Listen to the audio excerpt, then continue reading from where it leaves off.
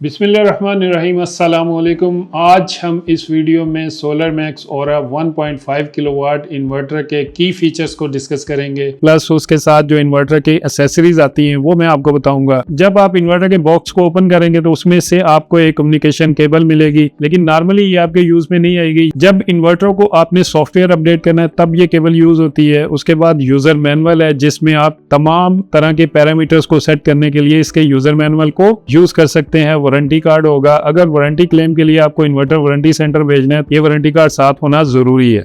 साथ में ये आपको 2 स्क्रू आएंगे और ये एक प्लेट आएगी, मेटल प्लेट है। जब आपने बैटरी की केबल्स को कनेक्ट कर देना है तो ये प्लेट आपने लगानी है साथ, और उसके साथ यहाँ पे केबल टाई लगा देनी है ताकि बैटरी की केबल किसी तरह की लूजिंग ना रहे, क्योंकि बैटरी की केबल हैवी होती है। अगर आप इसे नहीं लगाएंगे, इसके साथ केबल टाई नहीं करेंगे तो समटाइम केबल लूज होने का खतरा होता है। मैक्सिमम इसके साथ आप 2500 वाट तक सोलर पैनल लगा सकते हैं। जो सोलर पैनल से इसके इनिशियल कनेक्टिविटी वोल्टेज है वो 70 वोल्ट है। 70 वोल्ट पे जब इन्वर्टर कनेक्ट हो जाता है तो उसके बाद अगर इसके वोल्टेज डाउन भी होते हैं लोड पड़ने से तो इन्वर्टर कनेक्ट रहेगा। नॉर्मली जो मार्केट में इन्वर्टर इस वक्त अवेलेबल हैं वो 13 एम्पेयर के साथ है एमपीपीटी उनका, लेकिन इस इन्वर्टर की खासियत ये है कि 18 एम्पेयर का चार्जर है इसका, और आप इसके साथ बड़े से बड़ा पैनल भी 18 एम्पेयर की रेंज में लगा सकते हैं। जो 13 एम्पेयर वाला अगर आपके पास इन्वर्टर है या आप परचेज करते हैं तो एम्पेयर जब 13 एम्पेयर की रेंज में जाएंगे तो इन्वर्टर उसको क्लिप करेगा और पावर लॉसेज होंगे, लेकिन इसमें आप ये कि 17-18 एम्पेयर तक का पैनल आप यूज कर सकते हैं इन्वर्टर के साथ।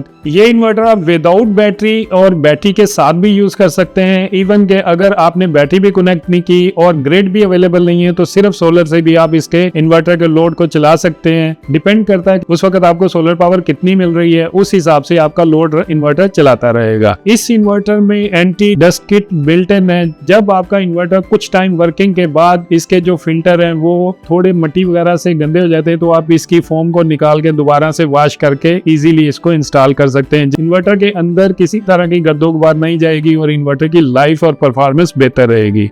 अगर आप इसके साथ बैटरीज की बात करें, लेड एसिड बैटरीज जो कि नॉर्मली पानी वाली बैटरीज या ड्राई बैटरीज भी कहते हैं जिसे मेंटेनेंस फ्री, वो बैटरीज भी यूज कर सकते हैं। प्लस अगर आपने इसके साथ कोई लिथियम बैटरी यूज करनी है तो वो भी यूज कर सकते हैं। लिथियम बैटरी के जो नाम ऑलरेडी इसके साथ टेस्टेड बैटरीज हैं उसमें सोलर मैक्स की तमाम बैटरीज आप लगा सकते हैं जो 12 वोल्ट की रेंज में आती हैं। इसके अलावा आप पाइलोन बैटरी यूज कर सकते हैं, BYD की बैटरी यूज कर सकते हैं, और बाकी जो भी बैटरी अगर आपने यूज करनी है तो बैटरी वालों से आपने ये जरूर चेक कर लेना है कि इस इन्वर्टर के साथ उनकी बैटरी टेस्टेड है। अगर टेस्टेड है तो वो बैटरी आप LIB जो कि RS485 पे कम्युनिकेशन होती है उस पे लगा के आप कनेक्ट कर सकते हैं। अगर हम इसके वर्क मोड की बात करें तो आपको इसमें वर्किंग मोड मिलेंगे SUB जो कि SOL के नाम से आएगा। उसके बाद आपको SBUI मिलेगा, सोलर बैटरी यूटिलिटी मिलेगा। इसके अलावा अगर आपने सिर्फ एज ए UPS यूज करना है तो वो भी आप यूज कर सकते हैं। EPL या UPS पे रख के आप इसकी ग्रिड डिटेक्शन जो वोल्टेज है रेंज को कम या ज्यादा कर सकते हैं।